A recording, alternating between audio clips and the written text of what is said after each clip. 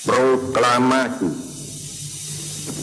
Kami, bangsa Indonesia, dengan ini menyatakan kemerdekaan Indonesia. Hal-hal yang mengenai pemindahan kekuasaan dan lain-lain diselenggarakan dengan cara saksama dan dalam tempo yang sesingkat-singkatnya.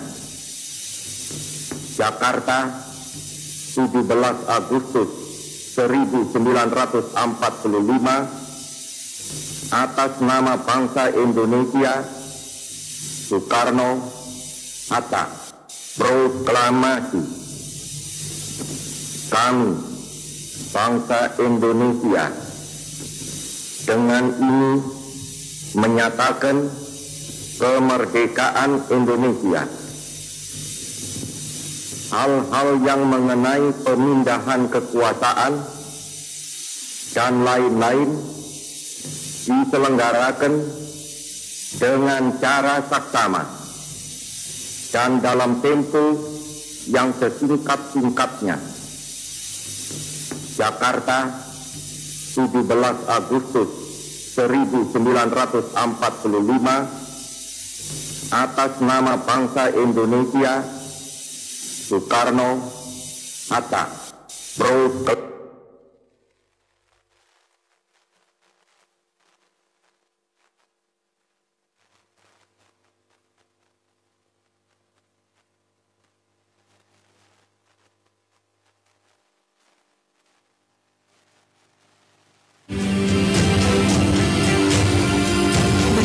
8 peristiwa penting dan bersejarah yang terjadi sebelum proklamasi kemerdekaan Indonesia. Pada tanggal 17 Agustus 1945, Indonesia akhirnya meraih kemerdekaan yang telah dinanti-nantikan selama waktu yang panjang dengan dibacakannya teks proklamasi kemerdekaan.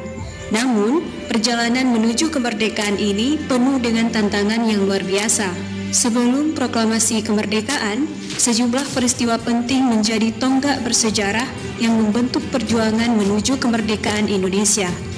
6 Agustus 1945, bom atom di kota Hiroshima, Jepang. Tanggal 6 Agustus 1945 akan selalu dikenang sebagai hari di mana kota Hiroshima, Jepang menjadi saksi tragedi pemboman dengan bom atom oleh sekutu. Serangan ini menjadi momen yang mengguncang dunia dan menjadi pukulan keras bagi Jepang. Penghancuran masif di Hiroshima mengingatkan Jepang akan kekuatan sekutu. 7 Agustus 1945, pembentukan PPKI. Pada tanggal 7 Agustus 1945, pemerintah Jepang membentuk Panitia Persiapan Kemerdekaan Indonesia atau PPKI yang dipimpin oleh Insinyur Soekarno. Langkah ini menunjukkan pengakuan Jepang akan pentingnya memberikan kemerdekaan kepada Indonesia. 9 Agustus 1945, bom atom di Nagasaki, Jepang. Serangan bom atom kedua terjadi pada tanggal 9 Agustus 1945 di kota Nagasaki, Jepang. Serangan ini semakin melemahkan Jepang dan mendorong mereka untuk lebih serius menghadapi tuntutan kemerdekaan Indonesia. Pada tanggal 12 Agustus 1945, Marsekal Terauchi memberitahu Insinyur Soekarno, Muhammad Hatta, dan Rajiman bahwa Jepang akan segera memberikan kemerdekaan kepada Indonesia. Kabar ini menumbuhkan harapan dan semangat perjuangan para pemimpin Indonesia. Pada tanggal 14 Agustus 1945, Jepang mengumumkan penyerahan diri tanpa syarat kepada sekutu. Pengumuman ini disampaikan langsung oleh Kaisar Hirohito melalui siaran radio nasional. Ini menandai akhir Perang Dunia II di Asia dan semakin mendekatkan Indonesia pada kemerdekaan. Rencana penculikan Soekarno-Hatta. Pada tanggal 15 Agustus 1945, kelompok pemuda merencanakan penculikan Soekarno-Hatta ke Rengas Dengklok. Tujuannya adalah melindungi mereka dari pengaruh Jepang yang masih kuat dan memastikan keselamatan para pemimpin proklamator. Penyusunan teks proklamasi. Setelah pulang dari Rengas Dengklok, pada tanggal 16 Agustus 1945, Soekarno, Hatta, dan Subarjo berkumpul di rumah Laksamana Maida untuk menyusun teks proklamasi. Teks proklamasi ini diketik oleh Sayuti Melik dan BM Diah dan menjadi pijakan penting dalam perjuangan menuju kemerdekaan. 17 Agustus 1945, Proklamasi Kemerdekaan Indonesia. Pada tanggal 17 Agustus 1945, di Jalan Pegangsaan Timur nomor 56, Insinyur Soekarno membacakan teks proklamasi kemerdekaan Indonesia sambil bendera merah putih dikibarkan. Ini adalah momen sejarah yang mengukir kelahiran negara Indonesia yang merdeka. Rangkaian peristiwa menjelang proklamasi kemerdekaan Indonesia sangatlah penting karena mencerminkan perjuangan dan pengorbanan yang menghantarkan Indonesia kepada kemerdekaan.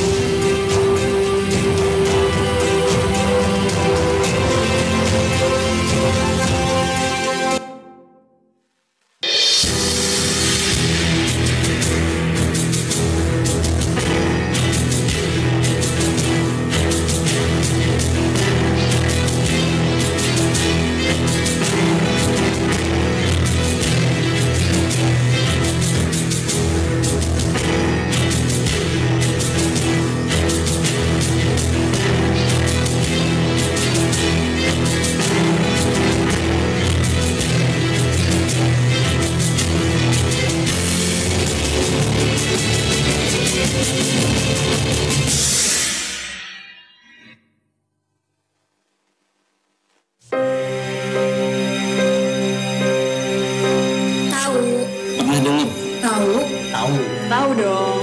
Gak tahu banyak sih, nggak terlalu ngulik sejarah soalnya. Itu tuh peristiwa di mana golongan muda nyulik Soekarno-Hatta untuk memaksa mereka proklamasi secepatnya. Penculikan Soekarno dan Hatta yang dilakukan oleh beberapa pemuda.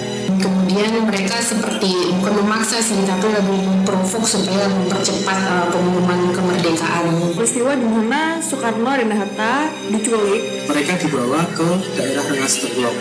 Untuk apa? Mendesak untuk proses kemerdekaan Indonesia.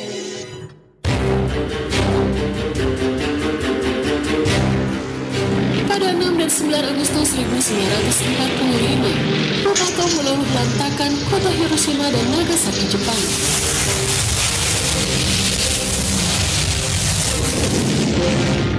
Kehancuran dua kota ini mengakibatkan kelumpuhan kondisi politik dan ekonomi Jepang.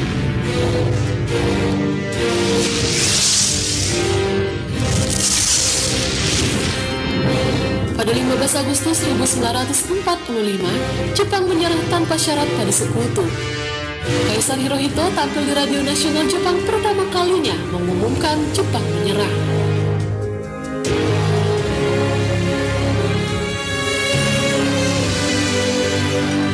Berita kekalahan Jepang dari sekutu tidak seketika tersiar ke berbagai negara. Namun berita ini diketahui oleh Sultan Syahrir yang saat itu melakukan gerakan bawah tanah untuk mempersiapkan kemerdekaan tanpa bekerja sama dengan Jepang. Saat pemuda gerakan bawah tanah di Indonesia mendengar kekalahan Jepang, Soekarno, Muhammad Hatta, dan Rajiman Widyodiningrat sedang berada di Dalat, Vietnam.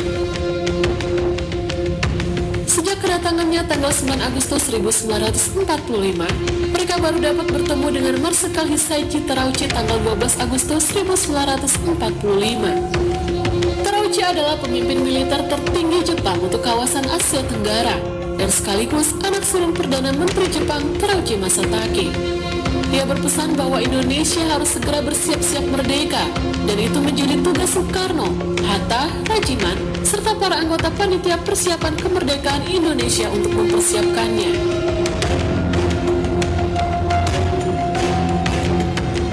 Pada kesempatan itu pula, Terauchi menyampaikan rincian 21 anggota PPKI yang telah disusun oleh pemerintah Dai Nippon. 14 Agustus 1945, rombongan dari Vietnam sore hari tiba di Indonesia. Mereka disambut Hairul Saleh, Asmara Hadi, HM Hanafi, Sudiro, SK Trimurti, dan Sayuti Melik. Ada beberapa kekuatan pemuda di Jakarta mendesak agar proklamasi segera diadakan. Mereka mencegatnya di sekitar Kemayoran Jakarta, meminta kepada Bung Karno dan sekaligus memberitahu kepada Bung Karno bahwa Jepang sudah menyerah hari itu. Dan saya yakin Bung tidak diberitahu oleh Jenderal Terauchi, kata Hairul Saleh pada saat itu seperti itu. Tetapi pada saat itu Bung Karno mungkin karena situasi pada saat itu mungkin ada orang-orang Jepang juga di situ, tidak begitu mengindahkan saran dari para pemuda itu. Dia hanya mengatakan bahwa pembicaraan seperti ini tidak bisa dilakukan di sini. Kita harus membicarakan di tempat lain. Lalu pergi Bung Hatta dan Bung Karno.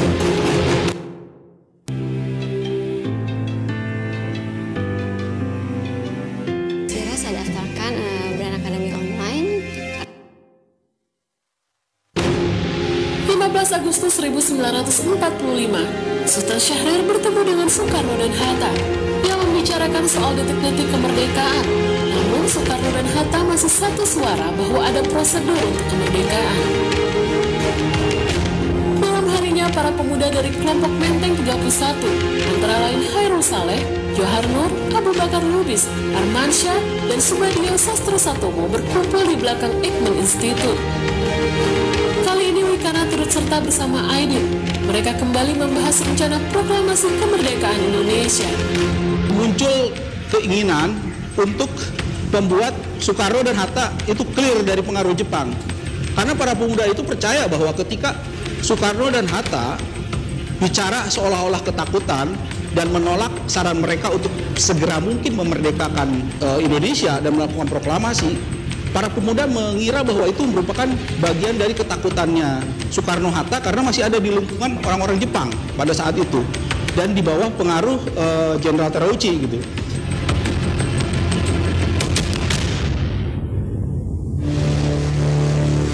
Pada pukul 11 diputuskan untuk mengirim perwakilan pemuda menemui Bung Karno dan Bung Hatta. Wikana dipilih menjadi ketua utusan sekaligus juru bicara untuk bertemu Soekarno di Jalan Pegangsaan Timur nomor 56, didampingi Hairul Saleh, Subadio Sastro Satomo, Suroto Kunto, dan Ahmad Aidit. Setelah menjelaskan maksud kedatangannya, Wikana mulai melobi Bung Karno untuk segera memerdekakan Indonesia. Mereka berdebat keras, bahkan Soekarno sempat marah kepada Wikana. Apakah boleh dikatakan bahwa tujuan pemuda-pemuda kelompok pemuda ini memaksakan kehendaknya kepada Soekarno-Hatta boleh dikatakan gagal karena langkah pemaksaannya untuk segera agar supaya Soekarno secara personally memproklamasikan kemerdekaan, ternyata Soekarno-Hatta tidak menyerah pada paksaan, pada tekanan pemuda kan. Soekarno tetap bertahan. Tapi bagi Soekarno juga sebenarnya Soekarno-Hatta kalau membaca buku ini sepakat terhadap mempercepat proklamasi. Menjelang sahur pukul 1.30 dini hari, lobi Wikana pun gagal. Akhirnya para pemuda undur diri dan melanjutkan rapat ke asrama Baperpi di Jalan Cikini nomor 71.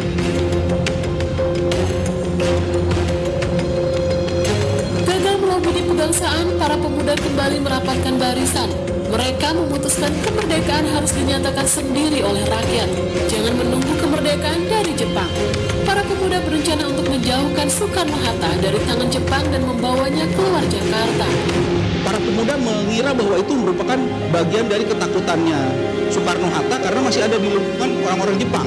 Makanya mereka berinisiatif untuk membawa Soekarno-Hatta ke sebuah tempat yang clear dari pengaruh Jepang. Maka dipilihlah Rengas Dengklok sebagai tempat yang dianggap clear untuk mendiskusikan dan mendesak kembali Soekarno-Hatta agar segera mungkin melakukan proklamasi. 16 Agustus 1945, para pemuda pada dini hari meluncur dari Cikini Raya dengan membawa 2 mobil untuk membawa Soekarno dan Hatta ke Rengas Dengklok. Mereka menjemput Hatta terlebih dahulu, baru menuju ke rumah Soekarno di Pegangsaan Timur. Saat Soekarno dan Fatmawati yang menggendong Guntur keluar dari kediamannya, sedan plat hitam yang menunggu telah berisi Bung Hatta di jok belakang. Kalau istilahnya Hatta di sini dalam bukunya ini menculik, tapi kalau menurut Soekarni, ya dia diselamatkan. Kedua beliau ini kan dianggap memiliki posisi yang sangat penting. Nah, kekhawatiran Soekarni, kalau terjadi kericuhan, Jepang bisa mencelakai Soekarno-Hatta. Jalanan yang masih gelap gulita, rombongan itu menembus keluar Jakarta ke arah Karawang. Tiba-tiba dalam perjalanan mereka bertukar mobil, karena mobil yang disopiri Winoto harus kembali ke Pegangsaan mengambil susu Guntur yang tertinggal. Rombongan Soekarno-Hatta pun meneruskan ke Rengas Dengklok. Kenapa Bung Karno dibawa ke Rengas Dengklok? Itu relatif dekat dengan Jakarta, karena kalau misalnya ada apa-apa mereka bisa bergerak cepat gitu. Nah makanya Bung Karno dibawa ke sana dan diamankan ke sana dengan harapan Bung Karno bisa clear dari pengaruh Jepang dan bisa langsung mengucapkan proklamasi di Rengas Dengklok. Pukul 6 pagi tiba di Rengas Dengklok, mereka turun di rumah camat, lalu melanjutkan perjalanan melalui sawah dan sungai. Barulah mereka sampai di rumah Chow Sisong. Ya waktu itu Singgi, jadi kita Singgi mau sama rekan-rekan kan datang kemari, dia mau ketemu, mau minta tempat untuk berunding, anak-anak yang di sini cucu-cucunya disuruh keluar, itu kemungkinan segi keamanan supaya jangan nanti Jepang berbek, kita nggak ada yang inilah gitu, nggak ada kena itulah musibah lah gitu, jadi diungsikan. Guna menjaga keamanan, si empunya rumah diungsikan oleh anggota peta setempat ke rumah lain. Tinggallah Soekarno, Hatta, Soekarni, Fatmawati, dan Guntur yang masih bayi mendiami rumah tersebut. Soekarno-Hatta hilang, Jakarta panik. Dampak politik yang mungkin diharapkan oleh Sahir CS dengan penculikan Soekarno, Hatta, bahwa mereka akan mendapatkan dukungan yang lebih besar, tapi ternyata juga enggak kan. Pada akhirnya yang menentukan tetap Soekarno-Hatta gitu.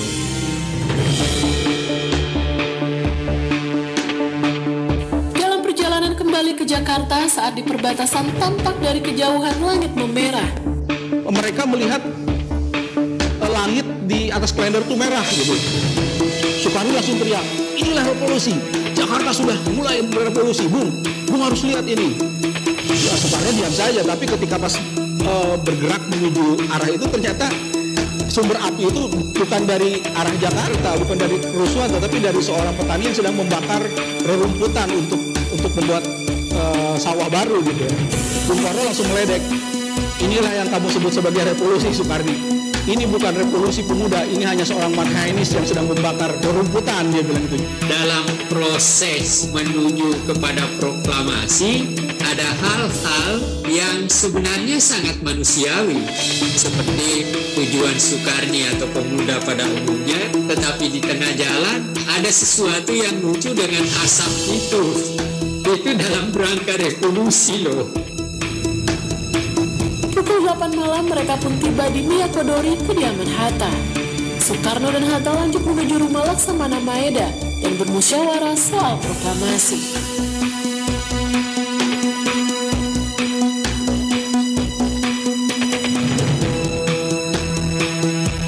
Enggak setuju. Nggak tahu deh, nggak tahu. Itu jahat sih, tetep aja penculikannya itu jahat tuh. Anak-anak muda nekat banget. Karena kan sebenarnya bisa diomongin baik-baik kan, nggak perlu culik-culikan kayak gitu. Setuju karena aku tahu tujuannya itu baik, tapi tidak setuju mungkin cara yang dilakukan nggak harus penculikan gitu.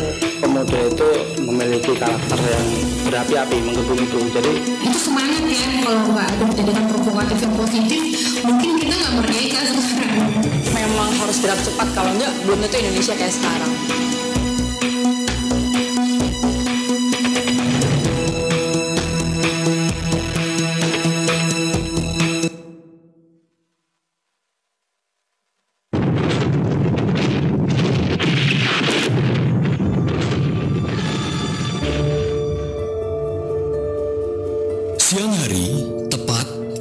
21 Maret 1946, pesawat Dakota Inggris menurunkan ribuan kertas ultimatum. Sesegera mungkin, para ekstremis Indonesia harus mengusungkan Bandung. Sontak, hal ini membuat rakyat Bandung marah. 3 hari kemudian, tepat di tanggal 24 Maret 1946, sebuah perintah untuk membumi hanguskan kota Bandung kian tersebar di seluruh Bandung. Pertahankan Bandung sampai titik darah penghabisan. Bagaimana kalau kita bumi hanguskan kota Bandung? Akhirnya, di petang hari, Bandung dibumi hanguskan. Seluruh rumah dan gedung-gedung di seluruh Bandung merah membara. Paris Van Java pun terbakar habis. Inilah kisah Bandung Lautan Api. Mengapa Bandung harus dibumi hanguskan? Bagaimana kronik peristiwanya? Dan bagaimana heroisme para pejuang Bandung untuk mempertahankan tanah airnya?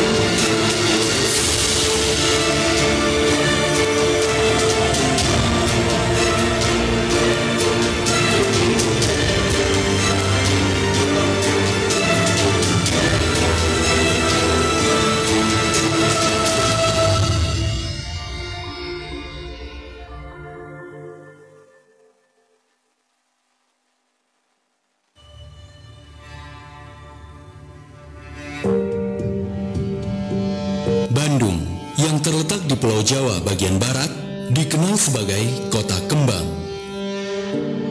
Sebagai Paris di Jawa, Bandung juga dijuluki sebagai Paris Van Java, karena arena nuansa Paris khas Eropa yang modern dengan gedung-gedung dan tempat-tempat yang mewah yang dikelilingi oleh para turis. Bak surga para penghuninya. Dalam perjalanannya, Bandung memiliki sejarah yang panjang. Sejak abad ke-17, Bandung berada di bawah kekuasaan Kesultanan Islam Mataram, kemudian VOC, dan kemudian di bawah kekuasaan pemerintah Hindia Belanda. Berbagai pembangunan pun dilakukan hingga Bandung dijuluki sebagai Paris Van Java. Namun, sayangnya, rakyat pribumi Bandung harus menderita. Gubernur Jenderal Herman Willem Dendles memaksa rakyat pribumi untuk bekerja siang dan malam untuk membangun jalan anyar Penarukan, jalan raya pos, dan berbagai jembatan di Bandung. Bukannya penderitaan berakhir. Bersamaan dengan Jepang yang menguasai seluruh wilayah Jawa, pada tahun 1942, Bandung dikuasai oleh Jepang. Sejak saat itu, era penjajahan Jepang pun dimulai. Tak jauh berbeda dengan Belanda, Jepang memaksa orang-orang Bandung untuk kerja paksa atau romusa demi membangun infrastruktur hingga membangun pabrik yang memproduksi senjata untuk kepentingan perang Jepang. Nyaris semuanya hampir meninggal karena penderitaan ini. Hingga akhirnya suatu peristiwa terjadi.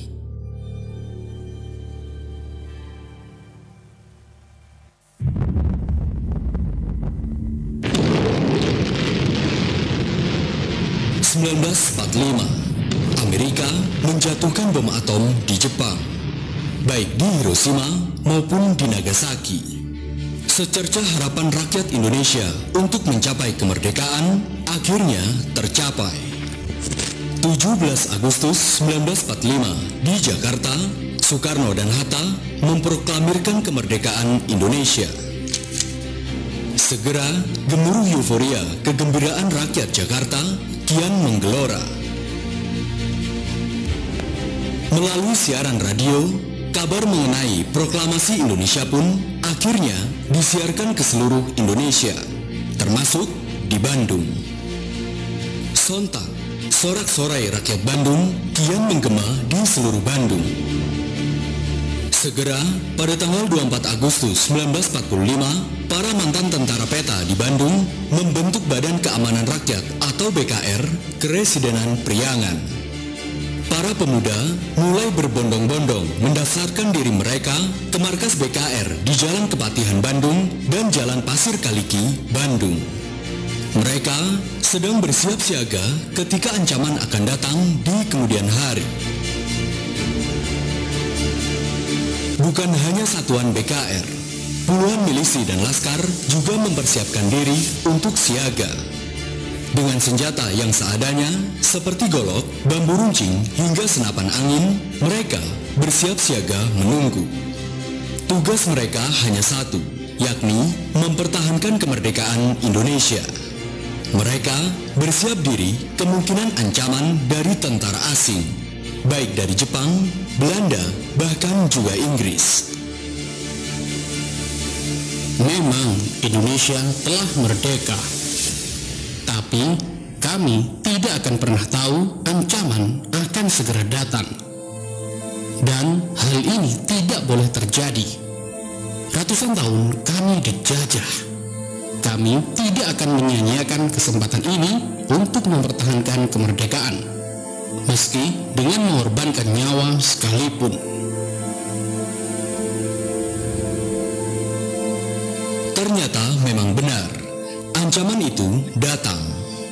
Beberapa pekan setelah itu, seluruh pasukan sekutu yang tergabung dalam Allied Force Netherlands East Indies atau AFNI datang ke Indonesia untuk melucuti tentara Jepang sebagai pihak yang kalah dalam Perang Dunia Kedua.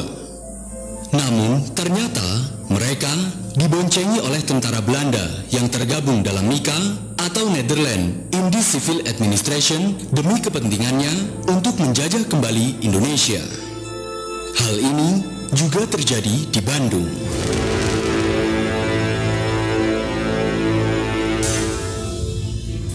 Oktober 1945, sebanyak 800 tentara Inggris dari Divisi India ke-49 pimpinan Kolonel MacDonald mendarat di Bandung. Seperti halnya yang terjadi di luar Bandung, tentara sekutu ini datang untuk melucuti tentara Jepang dan memulangkannya serta membebaskan tentara Belanda yang menjadi tawanan tentara Jepang. Mereka menempati Hotel Homan, Hotel Preanger, Camp Lembang, dan beberapa tempat lainnya yang dinilai strategis. Namun, kedatangan pasukan sekutu yang diboncengi NICA ini lambat laun membuat rakyat Bandung marah. Pasalnya, pasukan sekutu ini seringkali melakukan provokasi, bahkan mengganggu ketertiban di Bandung. Situasi semakin memanas. Para pejuang laskar dan divisi BKR pun marah. Kami tidak akan membiarkan kalian menduduki tanah kami seenaknya. Akhirnya, pada tanggal 24 November 1945 malam hari, ribuan pasukan BKR dan laskar menyerang Hotel Homan, Hotel Preanger, dan markas-markas sekutu lainnya secara serentak. Tidak jelas berapa yang terluka dan yang tewas. Yang pasti, hal ini membuat Komandan Sekutu, Kolonel MacDonald, marah. Akhirnya, pada tanggal 27 November 1945, Kolonel MacDonald memberikan ultimatum kepada rakyat Bandung. Pertama, tentara sekutu akan menembak seluruh rakyat Indonesia di Bandung yang kedapatan membawa senjata. Kedua, semua orang Indonesia yang berada di perbatasan serta yang berada dalam jarak 200 meter dari pos-pos sekutu akan ditembak mati. Dan yang ketiga, seluruh warga Bandung yang berada di utara Bandung yang dibatasi jalan rel kereta api agar mengungsi ke selatan.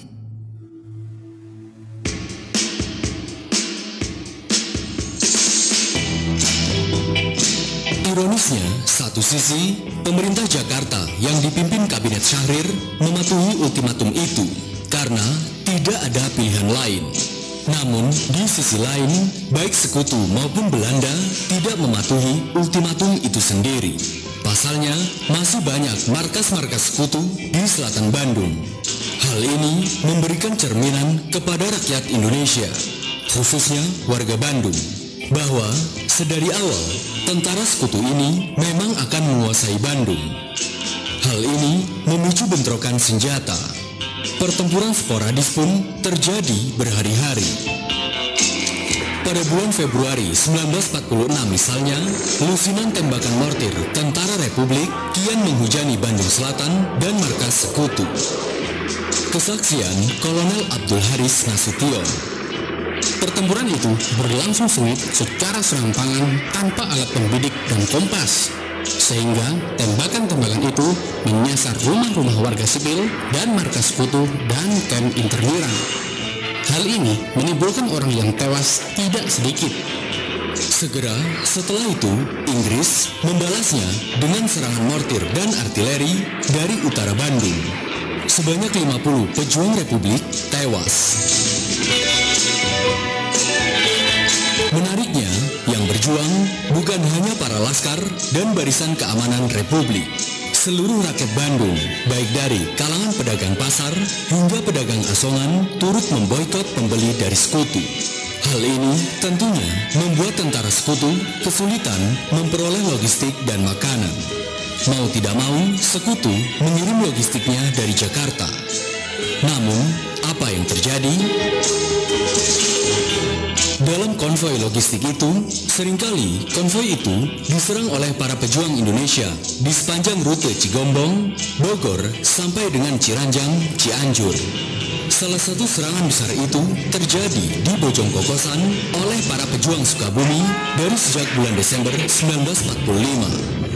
Serangan penyergapan ini menewaskan setidaknya 50 tentara Inggris dan melukai lebih dari 100 tentara Inggris.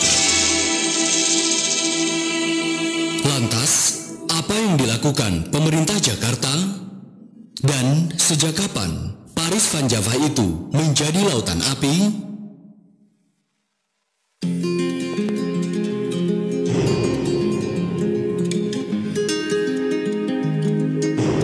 Awalnya, pemerintah Jakarta menganggap sekutu bukan sebagai musuh, melainkan pihak yang harus diajak bernegosiasi agar tidak terjadi pertempuran yang mengakibatkan korban jiwa di pihak pejuang Indonesia. Dengan kata lain, pemerintah Jakarta menginstruksikan agar mundur dari Bandung. Namun, hal ini dibantah langsung oleh para tentara Republik. Jenderal Mayor Didi Kartasasmita. Kalau kita mundur begitu saja, kita akan dicemooh dunia. Begitu juga dengan Panglima Besar Pasukan Republik Jenderal Sudirman yang membantah pemerintah Jakarta. Melalui kawat telegram, dia menginstruksikan kepada para pejuang Bandung agar mempertahankan wilayah Bandung. Pertahankan Bandung sampai titik darah penghabisan. Di lain sisi, ultimatum kedua tentara Inggris diluncurkan. Tepat pada tanggal 21 Maret 1946, sebuah pesawat Dakota milik Inggris melayang-layang di atas udara Bandung dengan menurunkan ribuan kertas ultimatum.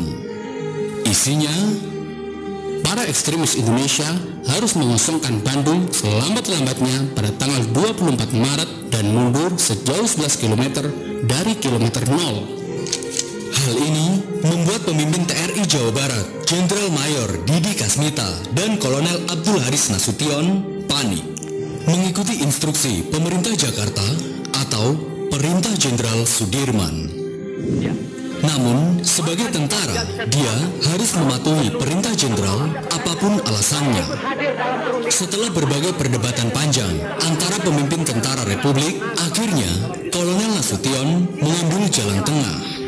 Tepat pada siang hari, di tanggal 24 Maret 1946, Kolonel Nasution memberikan 4 perintah Panglima Divisi 3 TRI, yang salah satu instruksinya adalah membumi hanguskan seluruh bangunan yang ada di Bandung. Kabar itu pun segera terdengar oleh Sahrir. Segera Sahrir mengirimkan pesan. Kalau saudara-saudara tidak setuju, terserah apa yang mau saudara-saudara lakukan. Mau membumi hanguskan Bandung, ya terserah. Bumi hanguskan saja. Akhirnya, tanpa pikir panjang, di tanggal 24 Maret 1946, tepat di di pukul 14.00 siang hari, siaran radio untuk membumi hanguskan Bandung mulai disiarkan ke seluruh Bandung. Demi perjuangan kita mengusir dan melawan para penjajah sekutu itu, kepada seluruh warga Bandung, harap meninggalkan kota Bandung sebelum petang hari. Bandung Utara harus kita kosongkan.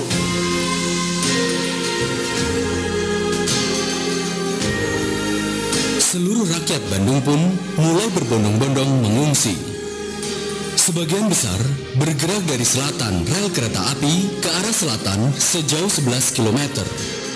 Bumi hangus Bandung pun dimulai. Sebelum meninggalkan rumah, warga berbondong-bondong membakarnya terlebih dahulu. Sementara itu, pasukan Republik memiliki rencana yang lebih besar lagi.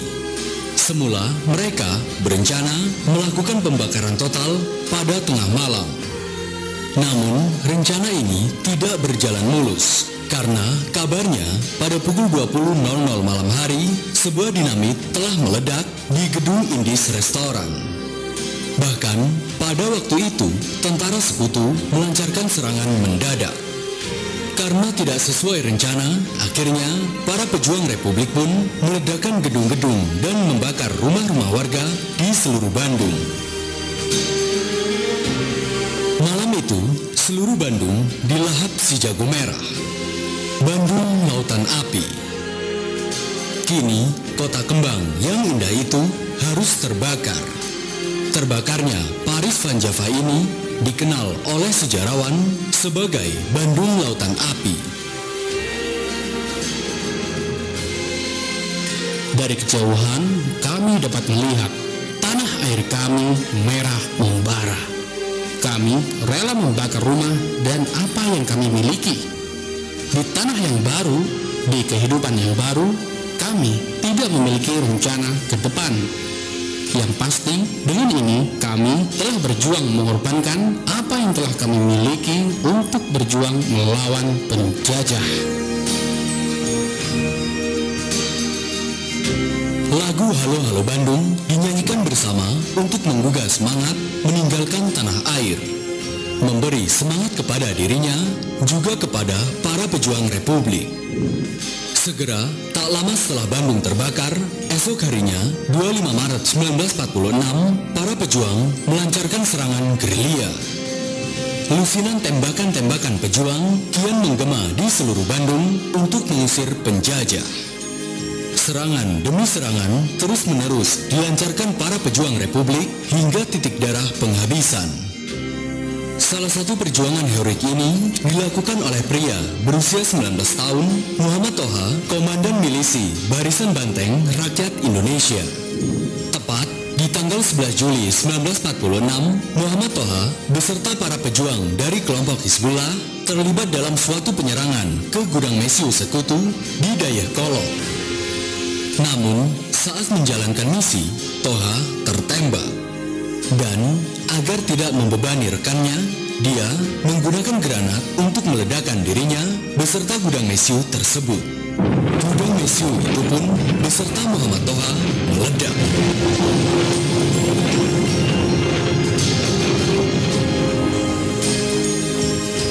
Untuk mengenang keheroikan Muhammad Toha ini, dibangunlah sebuah monumen di Dayakolot, Kota Bandung.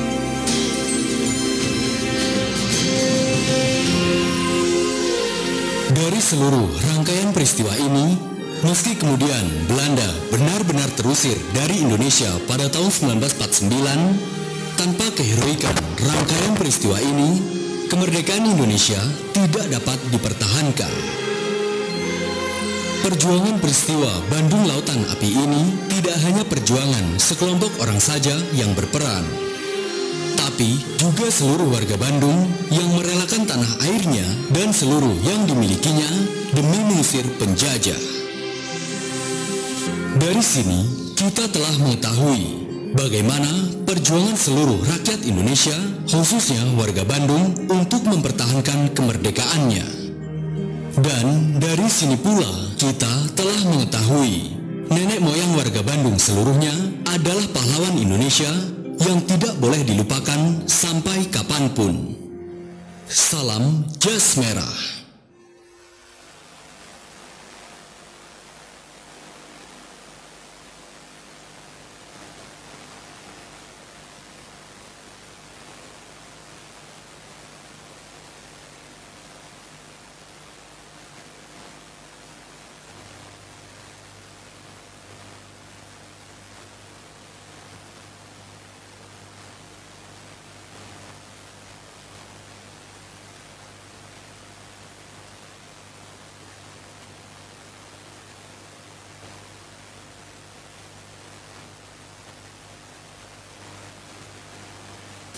Pada tanggal 25 Oktober 1945, pasukan Inggris India yang tergabung dalam pasukan AFNI pimpinan Jenderal AWS Malabi mendarat di Surabaya. Tujuannya tak lain adalah membebaskan interniran sipil Belanda dan melucuti pasukan Jepang setelah Perang Dunia. Strategic roads are kept under constant fire by British and Indian troops who used mortars and small arms with good effect. Namun, rencana pasukan Inggris ini tidak berjalan mulus. Pasalnya, para pejuang enggan memberikan senjata rampasan mereka, sehingga ultimatum pun diluncurkan dan pertempuran yang berlangsung selama 3 hari pun juga tidak bisa terhindarkan.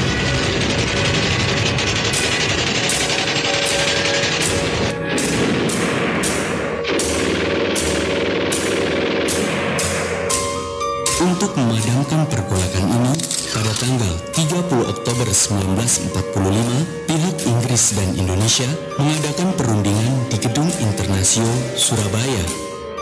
Namun, setelah selesainya perundingan, di luar Gedung Internasio terjadi insiden saling tembak-menembak antara pasukan Inggris dan Indonesia. Dan di saat itu juga, salah satu pemuda menembak Komandan Batalion 49 India, Brigadir Jenderal AWS Malabi, saat berada di dalam mobil. Akibatnya, Jenderal Malabi pun tewas seketika dan pertempuran pun kian semakin membara hingga malam hari. Tewasnya Jenderal Malabi ini, menurut beberapa ahli, merupakan salah satu penyebab meletusnya pertempuran 10 November 1945. Lantas, benarkah demikian? Bagaimana peristiwa 10 November 1945 itu bisa terjadi? Dan apakah pihak Indonesia menang dalam pertempuran 10 November 1945?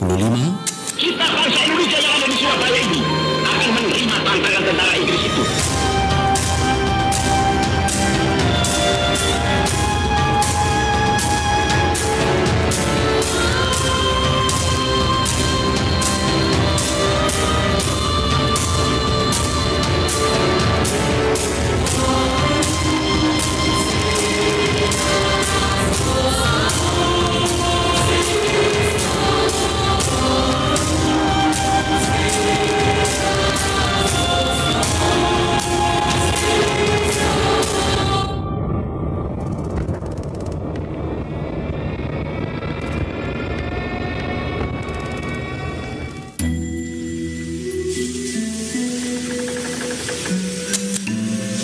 On behalf of Emperor Hirohito, Foreign Minister Mamoru Shigemitsu signed for the Japanese government.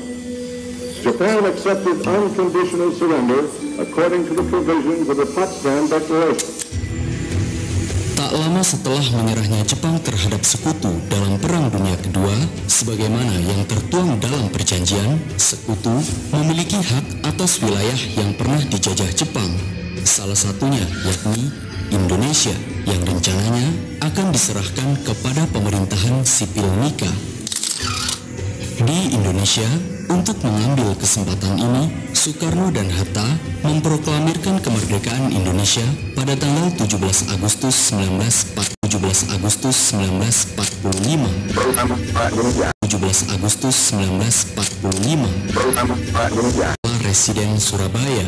Dan pada tanggal 30 Agustus 1945, pemerintah Indonesia memberikan maklumat agar mengibarkan bendera merah putih di seluruh wilayah Indonesia mulai tanggal 1 September 1945. Dan pada tanggal 2 September 1945, Badan Keamanan Rakyat atau BKR wilayah Surabaya dibentuk dan dikepalai oleh Mustopo.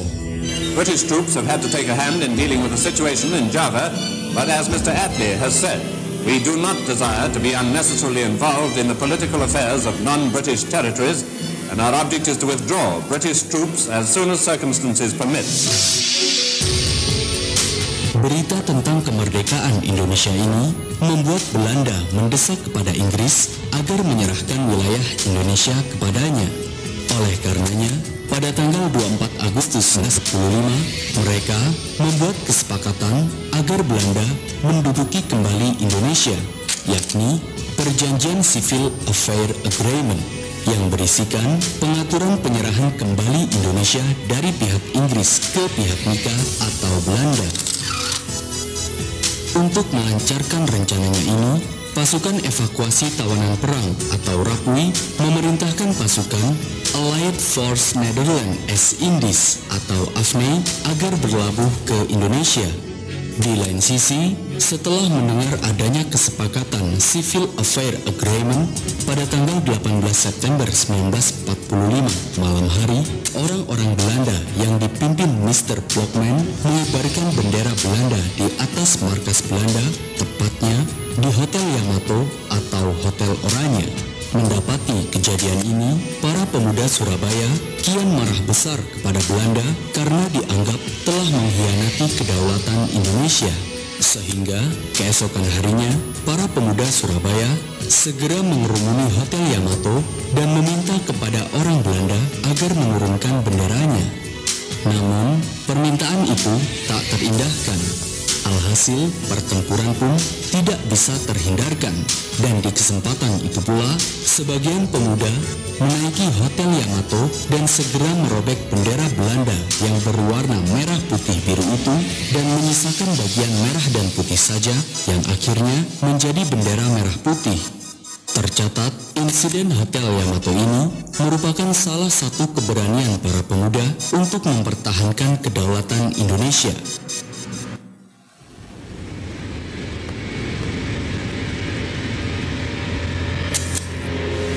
September 1945, pasukan AFNI yang dipimpin Letnan Jenderal Sir Philip Christison datang ke Jakarta dengan berbagai tugas, di antaranya mengevakuasi dan melucuti senjata Jepang, membebaskan tawanan sipil interniran, serta mempertahankan keadaan yang ada di Indonesia sebagai status quo.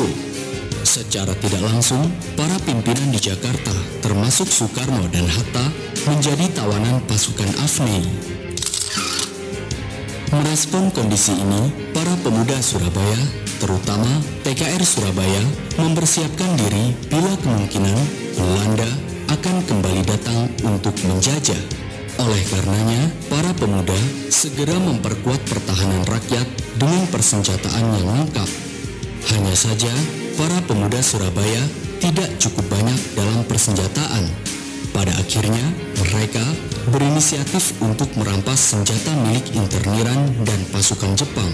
Setidaknya, sebagaimana dalam perebutan senjata Jepang di Surabaya tahun 1945, pada tanggal 1 hingga 3 Oktober 1945, para pemuda Surabaya yang tergabung dalam BPI, mantan PETA, PRI, hingga pasukan Hizbullah berhasil merampas senjata di beberapa tempat di Surabaya.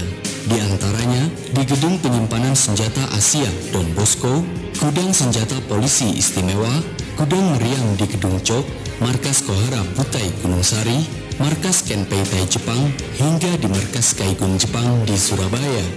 Alhasil, mereka berhasil merampas ribuan pucuk senjata, mortir, granat, artileri, meriam, hingga beberapa tank. Selain itu, dengan bantuan pimpinan TKR Mustopo, para pemuda TKR juga berhasil merampas transmitter radio milik Jepang. Alat inilah yang kemudian dimanfaatkan pimpinan Barisan Pemberontak Indonesia atau BPI Bung Tomo untuk menyiarkan orasinya tentang perlawanan terhadap penjajah. Lebih dari itu, untuk membangkitkan para pemuda penggalang masyarakat Islam, santri, ulama, dan pemuda luar Surabaya yang datang ke Surabaya untuk menghalangi militer Nika yang saat itu ingin kembali menduduki Surabaya. Di lain sisi, ribuan interniran dan pasukan Jepang nasibnya tidak menentu. Pasalnya, mereka kala itu sudah tidak mempunyai persenjataan dan perlengkapan perang karena sudah dirampas oleh pemuda Surabaya.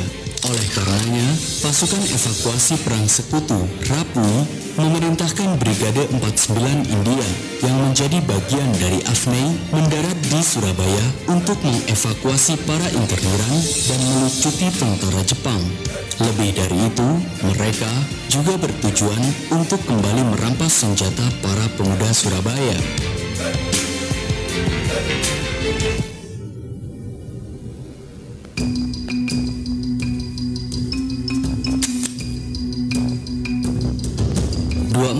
Oktober 1945, Brigade 49 India dari pasukan Afnei, pimpinan Jenderal AWS Malabi, mendarat di Tanjung Perak, Surabaya. Berbekal lebih dari 6.000 pasukan, mereka bertujuan untuk merampas senjata milik Jepang, membebaskan para interniran, dan melucutkan Jepang. Namun, secara aturan, mereka belum boleh mendarat sebelum mendapatkan izin dari pimpinan Indonesia yang ada di Jakarta.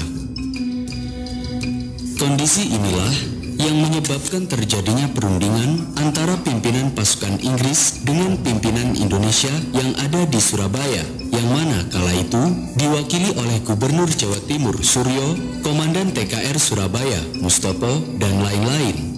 Alhasil, berdasarkan beberapa pertemuan yang dilakukan oleh kedua belah pihak, akhirnya disepakatilah. Pertama, pihak Indonesia menyepakati untuk memberikan izin bagi sekutu Inggris untuk memasuki kota Surabaya dan menempati beberapa objek yang sesuai dengan tugas mereka. Kedua, pihak Inggris tidak melibatkan pemerintah sipil Nika maupun tentara Belanda dalam kepentingannya. Ketiga, pihak Inggris meminta agar para masyarakat sipil selain polisi istimewa dan TKR dilarang membawa atau menggunakan senjata agar dapat menjalankan tugasnya dengan baik. Dan yang keempat, antara kedua belah pihak agar membentuk sarana komunikasi, di antaranya kontak biro. Strategic roads are kept under constant fire by British and Indian troops, who use mortars and small arms with good effect. On the city outskirts, British tanks add their weight to the bombardment of strong points. The targets are located as the methodical clearing up goes ahead. Namun, pihak Inggris melanggar perjanjian itu. Pasalnya, mereka menduduki tempat penting di luar kesepakatan, di antaranya kantor pos besar, gedung BPM, pusat otomobil, pusat kereta api, hingga gedung Internasio. Bahkan, pihak Inggris juga menangkap beberapa tokoh pemuda yang ada di Surabaya. Selain itu, pada tanggal 26 Oktober 1945 malam hari, salah satu peleton dari Field Security Section menyerbu penjara Kalisosok untuk membebaskan Kapten Heyer dan para tawanan Belanda yang berada di kompleks Wonokitri. Bahkan, pesawat Dakota milik Inggris terbang ke Surabaya dengan menyebarkan kertas yang berisi ultimatum Inggris. Surat yang telah ditandatangani Mayor Jenderal Houghton ini berisi ultimatum bagi para pasukan Indonesia untuk menyerah kepada pihak sekutu dalam waktu 48 jam. Melihat kondisi ini, para pemuda Surabaya merasa Inggris benar-benar akan menjajah Indonesia. Oleh karenanya, pimpinan TKR Mustopo memerintahkan pasukannya dan rakyat Surabaya agar segera menghalangi tindakan Inggris. Alhasil, berbagai perlawanan rakyat Surabaya pun kian muncul di berbagai wilayah. Pada tanggal 27 Oktober, tepat pukul 2.00 waktu Indonesia Barat, misalnya, terjadi kontak senjata antara pasukan pemuda PRI dan pasukan Gurkha Inggris. Dan pada tanggal 28, tercatat pertempuran selama 3 hari ini mengakibatkan kurang lebih 6.000 rakyat Indonesia meninggal dunia, luka-luka, dan hilang. Sedangkan pihak Inggris hanya 374 pasukan yang tewas.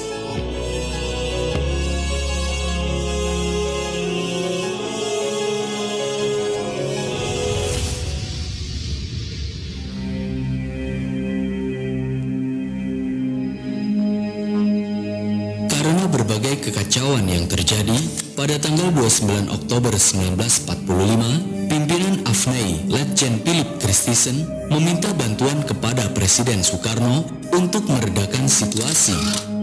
Akhirnya, sore harinya, Presiden Soekarno, Hatta, dan Menteri Penerangan Amir Syarifuddin tiba di Surabaya dan kemudian melakukan perundingan untuk meredam kemarahan pemuda Surabaya. Dalam perundingan tersebut, terdapat beberapa perdebatan mengenai sikap atas pasukan sekutu. Satu sisi ingin melakukan gencatan senjata dan di sisi lain ingin terus melakukan perlawanan kepada sekutu. Dan setelah Presiden Soekarno terus melakukan perlawanan kepada sekutu. Dan setelah Presiden Soekarno terus melakukan perlawanan kepada sekutu. Dan setelah Presiden Soekarno jatah di Gedung Internasio dengan Soekarno, Hatta, Amir Syarifuddin, dan termasuk Jenderal Malabi. Dalam pertemuan itu, mereka menghasilkan gencatan senjata dengan berbagai kesepakatan. Di antaranya, pertama, pamflet ultimatum tidak berlaku. Kedua, tentara TKR diakui oleh sekutu. Ketiga, seluruh kota Surabaya kecuali wilayah interniran tidak dijaga lagi oleh sekutu. Dan yang keempat, dibentuk biro kontak antara kedua belah pihak. Akhirnya, setelah persetujuan gencatan senjata tercapai, siang harinya para tokoh nasional termasuk Soekarno dan Hatta pergi meninggalkan Surabaya. Namun, lagi-lagi gencatan senjata ini tak terindahkan oleh kedua belah pihak. Dan saat akan keluar dari Gedung Internasio, para perwira Inggris India termasuk Malabi diperintahkan oleh pihak Surabaya untuk keluar tanpa megang senjata. Sedangkan di luar Gedung Internasio, pasukan Surabaya memerintahkan pasukan Inggris India, pimpinan Mayor Vanugopal, untuk menyerahkan senjatanya. Dan saat Jenderal Malabi serta beberapa perwira keluar dari Gedung Internasio, segera dilucuti dan dimasukkan ke dalam mobil oleh sebagian pemuda Surabaya. Alhasil, aksi saling tembak-menembak pun tak terhindarkan.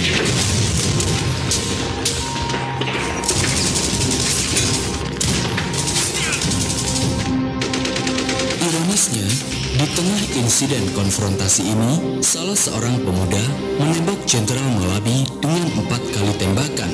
Seketika itu, Jenderal Malabi pun tewas. Dan oleh karenanya, perwira di samping Malabi melemparkan bom granat tangan ke sekitar pasukan Surabaya. Dan pertempuran pun semakin tak terkendali. Seiring berjalannya waktu, setelah Bung Tomo lewat siaran radionya yang berorasi untuk menghentikan pertempuran, akhirnya pertempuran pun terhenti.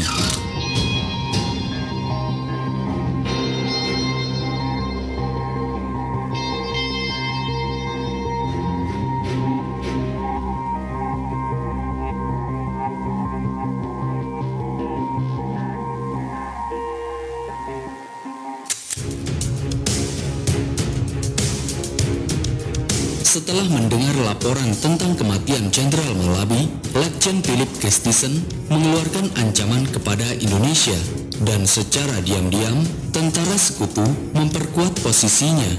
Pada tanggal 1 November 1945 misalnya, Laksamana Muda Peterson dengan kapal perang HMS Sussex, kapal Karen dan Cavalier tiba di Surabaya dengan kekuatan 15.000 pasukan. Dan pada tanggal 3 November 1945, Mayor Jenderal Mansur, Panglima Divisi Kelima Infanteri India, tiba di Surabaya dengan membawa pasukan Divisi 5 Inggris yang berkekuatan 24.000 tentara dan juga diperkuat oleh sisa Brigade 49 pasukan Malabi. Selain itu, Letjen Sir Philip Christison melengkapi pasukan Inggris dengan membawa pesawat tempur Thunderbolt, Mosquito, dan tank Sherman yang merupakan persenjataan tercanggih saat itu.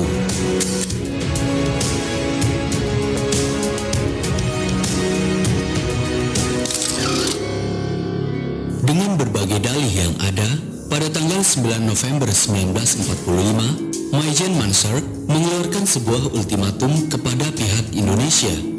Sekitar jam 1 siang, sebuah pesawat sekutu menyebarkan pamflet ultimatum ke Surabaya. Ultimatum ini berisi di antaranya, pertama, pemimpin Indonesia yang ada di Surabaya harus melaporkan diri. Kedua, seluruh senjata yang dimiliki oleh pihak Indonesia yang ada di Surabaya harus diserahkan kepada pihak Inggris. Dan yang ketiga, pimpinan Indonesia yang ada di Surabaya harus menandatangani sebuah pernyataan bahwa mereka menyerah tanpa adanya syarat. Jika tidak mengikuti permintaan Inggris, Surabaya akan dihancurkan. Para pemimpin republik sadar bahwa Inggris tidak main-main. Akhirnya, Muhammad Hatta bernegosiasi dengan pimpinan Inggris. Namun, Letnan Jenderal Philip Christison tidak mengindahkan permintaan itu. Di lain sisi, rakyat Surabaya yang kala itu sudah marah tidak takut menghadapi Inggris. Sebagai balasannya, pihak Indonesia juga mengeluarkan ultimatum kepada Inggris dan seruan perang kepada rakyat untuk melawan Inggris. Bismillahirrahmanirrahim. Merdeka!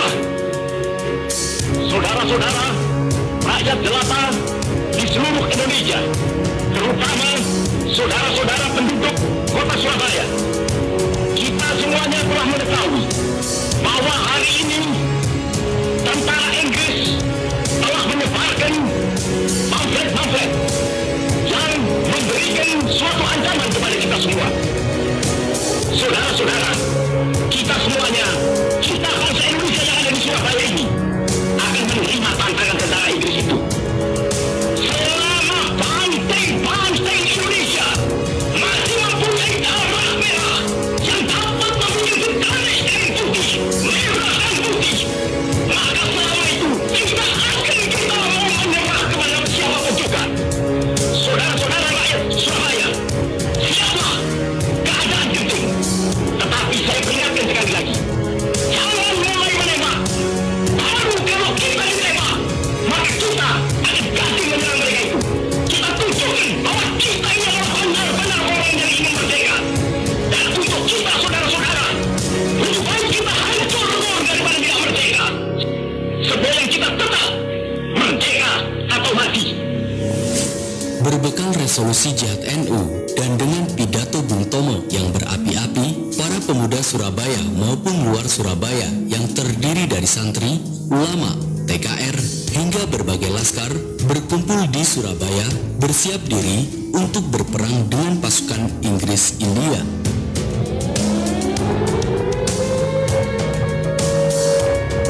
November 1945, setelah habisnya waktu ultimatum, sekitar pukul 6.00 waktu Indonesia Barat pagi hari, Inggris mulai menggempur Surabaya dari darat, laut, dan udara.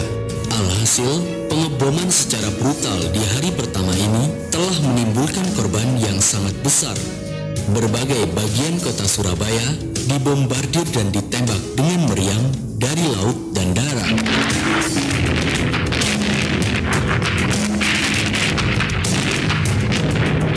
Merespon kondisi ini, rakyat Indonesia juga tak kalah melakukan perlawanan kepada pihak Inggris. Sebagaimana dalam pertempuran Surabaya November 1945 karya Des Alwi, perlawanan rakyat Indonesia berlangsung dalam 2 tahap. Pertama, pengorbanan diri secara fanatik dengan orang-orang yang hanya bersenjatakan pisau belati dan bambu runcing menyerang tank Sherman. Selain itu, rakyat Surabaya berhasil menembak jatuh pesawat tempur Inggris. Pengorbanan fanatik dan terlibatnya penduduk dalam pertempuran ini mengakibatkan ribuan penduduk sipil menjadi korban, baik meninggal dunia maupun luka-luka. Sedangkan dalam serangan tahapan kedua, perlawanan rakyat Indonesia kian efektif dan terorganisir.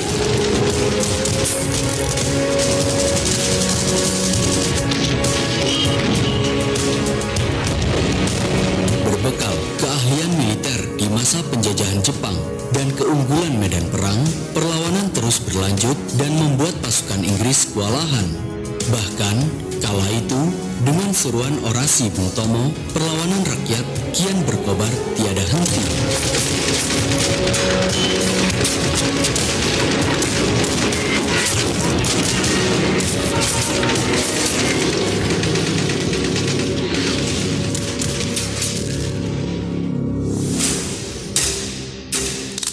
The Chinese population is in a pathetic plight.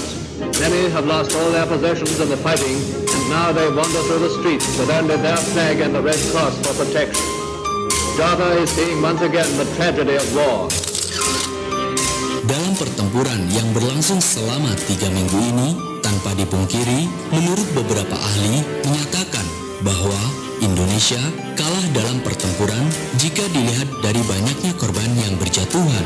Sebagaimana dalam sejarah Indonesia modern, tercatat sekitar 6.000 hingga 16.000 rakyat sipil Indonesia gugur dan sekitar 200.000 penduduk lainnya mengungsi keluar Surabaya. Sedangkan di pihak Inggris hanya sekitar 600 hingga 2.000 tentara yang meninggal dunia. Alhasil, peperangan yang berlangsung selama 3 minggu dan karena permainan politik nikah, Indonesia mengalami kekalahan baik dalam peperangan maupun diplomasi. Pada akhirnya, semua alat republik dan sebagian besar penduduk Surabaya diusir keluar kota. Oleh karenanya, Surabaya jatuh ke tangan sekutu dan kemudian diserahkan kepada pihak pemerintahan sipil Belanda atau NIKA. Dengan begitu, NIKA membentuk pemerintahannya di Surabaya dan sebagai pertahanan, mereka menempatkan tentara Kenil di Surabaya. Tercatat, kota Surabaya lah yang pertama kali berhasil diduduki oleh NIKA. Meski begitu, perlawanan rakyat Surabaya tidak berhenti hingga tahun 1946. Pertempuran Surabaya 10 November 1945 memang akhir dengan kekalahan di pihak NIKA. Akan tetapi, perang besar antara Indonesia dan sekutu ini membuktikan bahwa rakyat Indonesia